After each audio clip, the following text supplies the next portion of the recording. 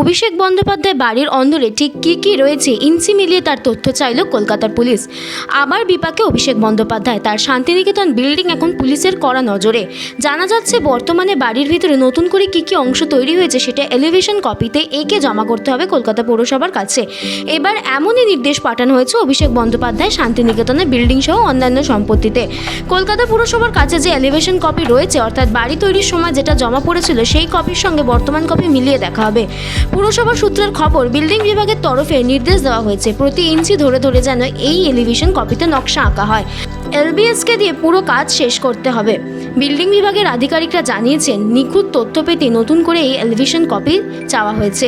Building আইন অনুযায়ী যাবতীয় তথ্য তলব করা হয়েছে। এই নতুন নকশাই বলে দেবে অনুমতিবিহীন অংশের কাজ করা হয়েছে এবং কতটা করা হয়েছে। বিল্ডিং বিভাগ সূত্রে খবর, নির্মাণ নকশা অনুমোদন নেওয়ার সময় নির্মাণের কোথায় কোথায় কি করা হচ্ছে তার একটি আঁকা বা স্কেচ নকশা আবেদনের সঙ্গে জমা করতে হবে, যা বিল্ডিং আইন অনুযায়ী বাধ্যতামূলক। যার একটি নথি থাকে বিল্ডিং বিভাগে, অপরটি থাকে আবেদনকারীর কাছে। Bureau report, target news, Kolkata.